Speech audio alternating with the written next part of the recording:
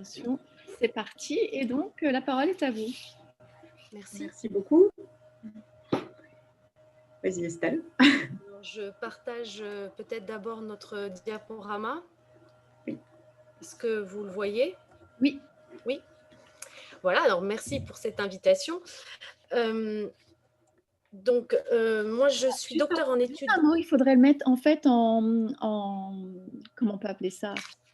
On voit d'autres choses qu'il y a sur votre desktop. Il faudrait le mettre en plein écran. En plein écran. Ouais. D'accord. Nous, on vous verra toujours, mais du coup, C'est mieux? on ne verra pas le reste. C'est mieux. Il y a encore, C'est mieux? il y a encore une sorte de carré gris sur le côté. Je ne sais pas si c'est fait exprès. Certainement pas, mais est-ce que ça vous gêne? Oui.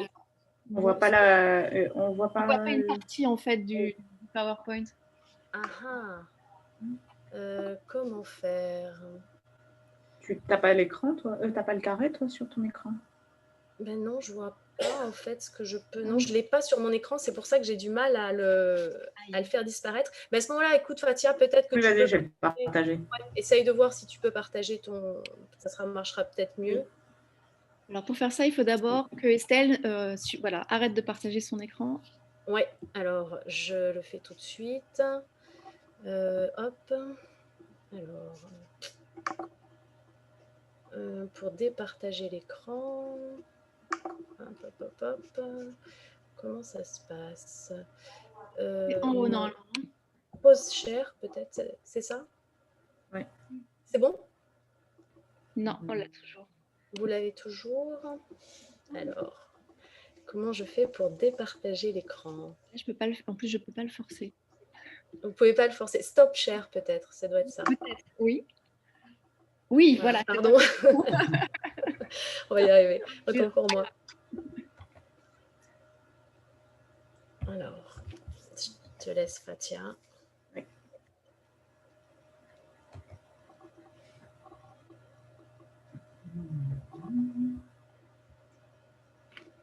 Oups.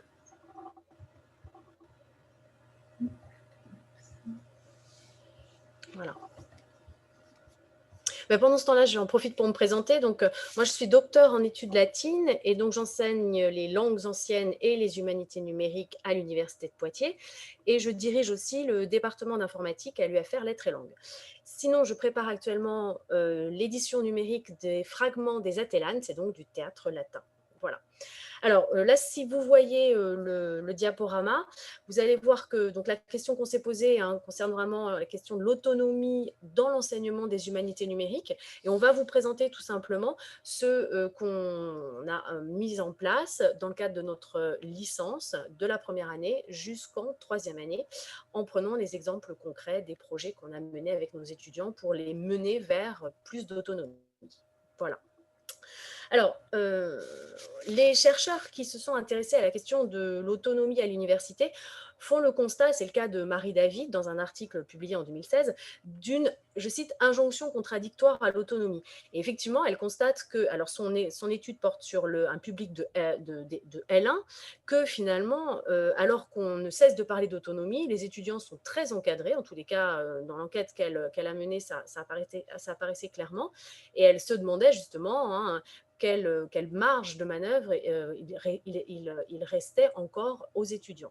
Alors, on s'est, nous, posé la question de la définition de l'autonomie sur laquelle on allait s'appuyer, et on a retenu celle de Laurent Ozou, qui écrit que l'autonomie traduit la capacité, dans un environnement social, réglementaire et physique, à adopter un positionnement proactif ou réactif vis-à-vis de ces instances. Donc, selon lui, être autonome, c'est être capable de percevoir des options possibles. Et à contrario, donc l'état inverse est défini comme ce qu'il appelle la situnomie, c'est-à-dire l'impossibilité d'une personne à influer sur des instances. Donc, la question, nous, qu'on s'est posée dans le cadre de cette communication, c'est donc une définition de l'enseignement de l'autonomie dans le contexte des humanités numériques serait d'enseigner aux étudiants quelle attitude adopter vis-à-vis des outils numériques dans le contexte de leur formation en sciences sociales.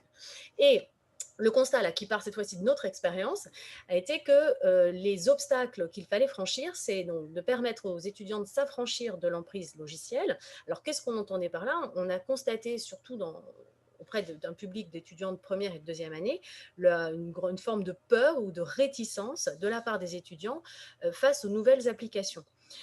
Donc, ils sont en fait, j'allais dire, habitués à un certain environnement numérique et ils en sont fortement dépendants. Et cette dépendance, on l'a constaté, est renforcée par l'institution elle-même.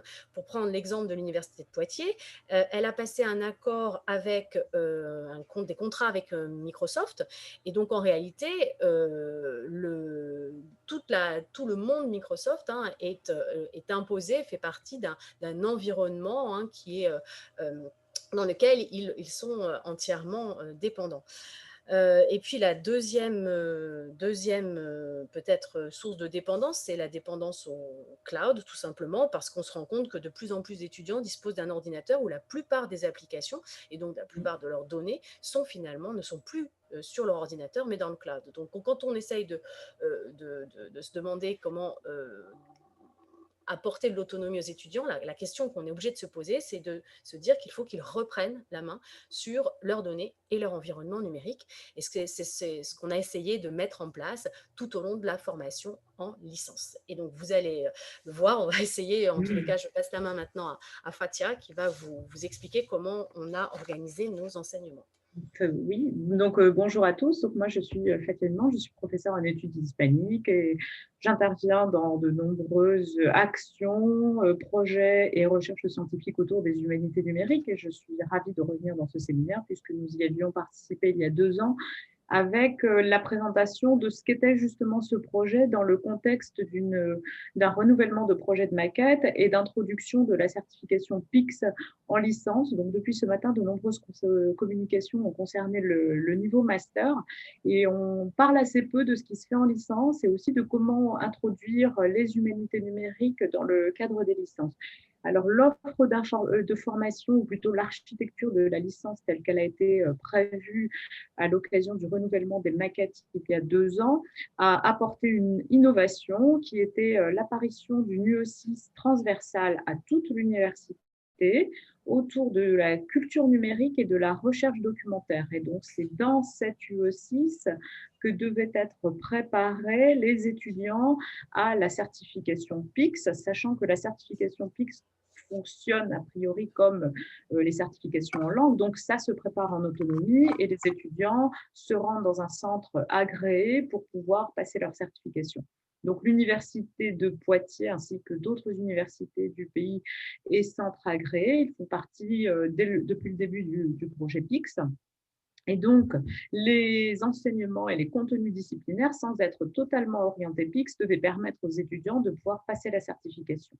Dans le groupe de travail qui avait été constitué à l'époque par Jean-François Cerizet et qui est actuellement piloté par un autre collègue, Sébastien Horna, l'idée était de se mettre d'accord au niveau de l'université et dans une approche vraiment transcomposante pour avoir des contenus d'enseignement en culture numérique et en recherche documentaire qui donnent aux étudiants cette autonomie, donc qui leur permet ensuite d'aller se présenter à la certification.